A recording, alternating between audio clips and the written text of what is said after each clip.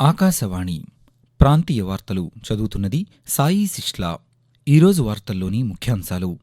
విశాఖపట్నం దుర్గ్ వందే భారత్ రైలును ప్రధానమంత్రి నరేంద్ర మోదీ ఈరోజు దృశ్యమాధ్యమం ద్వారా ప్రారంభిస్తారు. ఆంధ్రప్రదేశ్ ముఖ్యమంత్రి నారా చంద్రబాబు నాయుడు ఈరోజు గుజరాత్లోని గాంధీనగర్లో పర్యటిస్తారు. ఆంధ్రప్రదేశ్లో రహదారుల అభివృద్ధికి ప్రాధాన్యతనిస్తూ నిర్మాణ పనులు చేపడుతున్నట్లు రాష్ట్ర జలవనరుల శాఖ మంత్రి నిమ్మల రామానాయుడు తెలిపారు.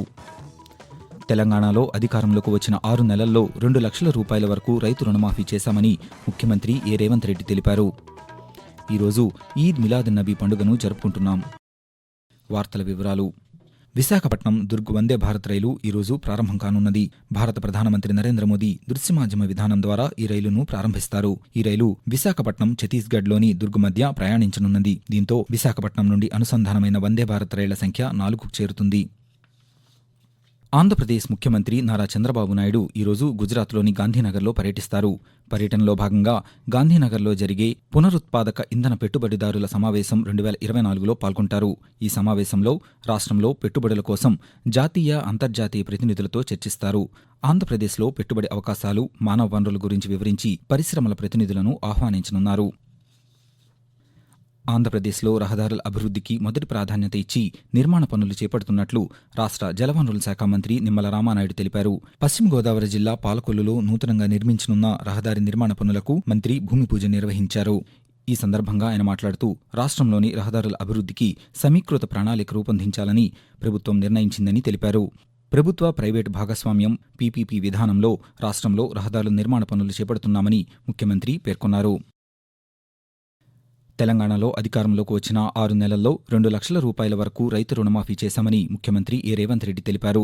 తెలంగాణ కాంగ్రెస్ అధ్యక్ష బాధ్యతలు స్వీకరించిన మహేష్ కుమార్ గౌడ్కు ముఖ్యమంత్రి రేవంత్ రెడ్డి అభినందన తెలిపారు. ఈ సందర్భంగా నిన్న హైదరాబాద్లోని గాంధీభవన్లో నిర్వహించిన సభలో ఆయన మాట్లాడుతూ ఆర్టీసీలో ఇప్పటివరకు 85 కోట్ల మంది మహిళలు ఉచిత ప్రయాణాలు చేశారని చెప్పారు. 500 రూపాయలకే గ్యాస్ సిలిండర్లను అందిస్తున్నామని వెల్లడించారు. ఇప్పటికే 30,000 మందికి ఉద్యోగ నియామక పత్రాలు ఇచ్చామన్నారు. ప్రభుత్వ విద్యా సంస్థలకు ఉచిత విద్యుత్ అందిస్తున్నామని, ఆరోగ్యశ్రీ పథకం పరిమితిని 10 లక్షల రూపాయలకు పెంచామని ముఖ్యమంత్రి పేర్కొన్నారు. భారీ వర్షాల కారణంగా ఆలస్యమైన ఆంధ్రప్రదేశ్ రాజధానిలో ముళ్లకంప, పిచ్చి మొక్కల తొలగింపు పనులను రేపటి నుంచి చేపడతామని రాష్ట్ర పురపాలక శాఖ మంత్రి పి. నారాయణ తెలిపారు. అమరావతి రాజధాని ప్రాంతంలో నిన్న సాయంత్రం మంత్రి పర్యటించారు. ఈ సందర్భంగా ఎర్రబాలెంలో భూసేకరణలో భాగంగా రైతుల నుంచి అంగీకార పత్రాలు తీసుకున్నారు. అనంతరం మంత్రి మాట్లాడుతూ ల్యాండ్ పూలింగ్ కింద భూములిచ్చేవారికి రాజధానిలో కోరుకున్న చోట స్థలాలను కేటాయిస్తామని చెప్పారు. రాజధానికి భూములు ఇచ్చే రైతులు ప్రభుత్వాన్ని సంప్రదిస్తే ఇళ్లకే వెళ్లి భూములు తీసుకుంటామని తెలుపుతూ కొంతమంది రైతులు యాక్చువల్ గా మేము ల్యాండ్ ఇస్తాము, ల్యాండ్ పూలింగ్ కి గతంలో ఇవ్వలేదు. ఎర్రవాడ పంచాయతీలో దాదాపు 10 మంది రైతులు ఇప్పుడు ల్యాండ్ ఇస్తున్నారు. ఆల్రెడీ 2 అయితే ఇచ్చేశారు, మిగతా 8 మంది ఇస్తున్నారు. అది ఏదైతే చట్టబద్ధంగా ఏదైతే ఉందో ఆ ల్యాండ్ తీసుకోవడం జరుగుతుంది. మెజారిటీ ల్యాండ్ అయిపోయింది, ఇచ్చేసాం కాబట్టి ఉండేది కొద్ది ల్యాండే. కాబట్టి ఒక్కొక్కరు ఇస్తున్నారు కాబట్టి మళ్ళా లాటరీ సిస్టమ్ వాటన్నిటికి ఇబ్బంది కలుగుతుందని ఎవరు ముందు ల్యాండ్ ఇస్తే వాళ్ళు ఉన్న ప్లాట్లలో వాళ్ళకి నచ్చిన ప్లాట్ వాళ్ళు సెలెక్ట్ చేసుకుంటే అధికారులు వాళ్ళకి అలాట్ చేస్తారు. అలా సిస్టమ్ కూడా తెచ్చారు, దీన్ని కేబినెట్ లో కూడా అప్రూవ్ చేశామని ఇక్కడ ఉన్న రైతు సోదరులందరికీ తెలియజేస్తున్నాను. మహమ్మద్ ప్రవక్త జన్మదినమైన ఈద్ మిలాదున్నబీ పర్వదినాన్ని ఈరోజు జరుపుకుంటున్నారు. ఈ సందర్భంగా Telangana governor Vishnudev Varma, Andhra Pradesh governor S. Abdul Nazeer Eid Milad un Nabi శుభాకాంక్షలు తెలియజేశారు. మహమ్మద్ ప్రవక్త జీవితం ప్రేమ, సౌభ్రాతృత్వం, ధర్మంతో కూడినదని, మానవాళికి ఎంతో స్ఫూర్తిదాయకమైనదని అన్నారు. తోటివారికి విశ్వాసం, నమ్మకం, శ్రద్ధ, కరుణతో సేవ చేసినప్పుడు మహమ్మద్ ప్రవక్త లక్ష్యం నెరవేరుతుందని పేర్కొన్నారు. మహమ్మద్ ప్రవక్త దయ, కరుణ బోధనలను ఈరోజు మనకు గుర్తు చేస్తుందని, అందరిలో శాంతి, సద్భావనలను కలిగించాలని కోరుకుంటున్నట్లు వారు పేర్కొన్నారు. వర్షాలకు నష్టపోయిన రైతులను తెలంగాణ ప్రభుత్వం ఆదుకుంటుందని రాష్ట్ర నీటిపారుదల శాఖ మంత్రి ఉత్తమ్ కుమార్ రెడ్డి తెలిపారు.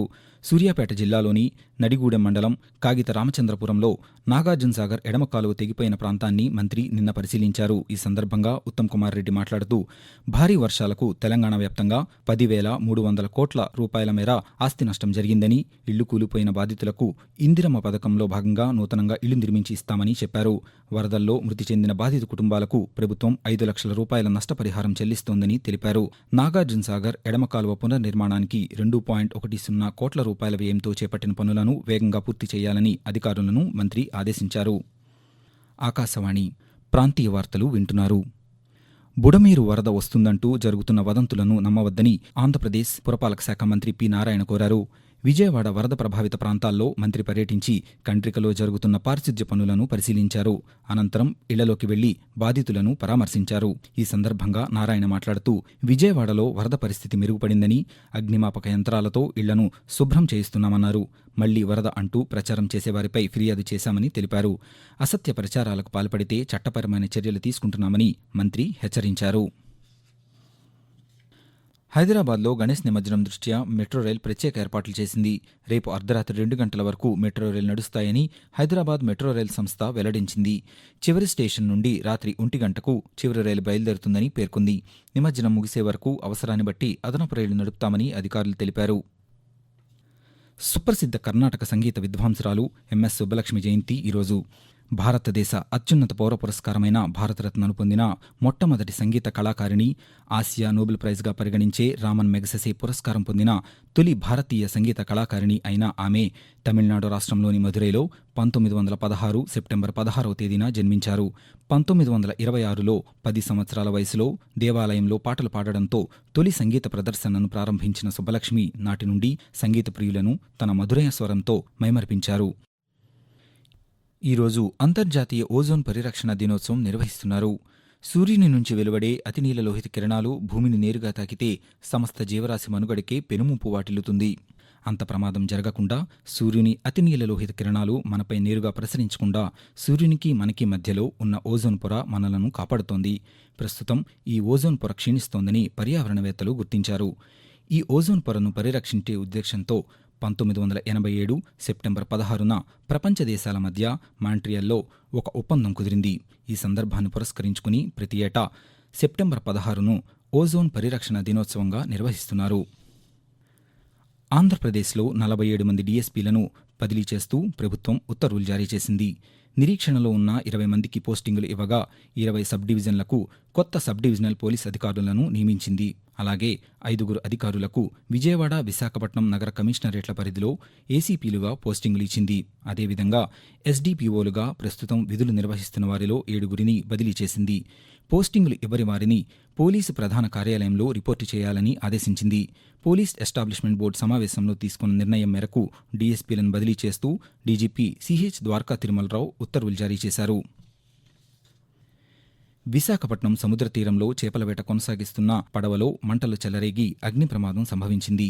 ఈ ఘటనలో పడవలో ప్రయాణిస్తున్న 5 మత్స్యకారులు సురక్షితంగా ఉన్నారని మత్స్యశాఖ జాయింట్ డైరెక్టర్ జి విజయ తెలిపారు. ప్రమాదవశాత్తు మంటలు చెలరేగడంతో బోటు పూర్తిగా దగ్ధమైందని, మత్స్యకారులు సముద్రంలోకి దూకి సమీపంలో ఉన్న నౌకాశ్రయానికి చేరుకున్నారని తెలిపారు. ప్రమాదంపై విచారణ జరుపుతున్నామని ఆమె చెప్పారు. ఆకాశవాణి ప్రాంతీయ వార్తలు ముగించే ముందు ముఖ్యాంశాలు మరొకసారి.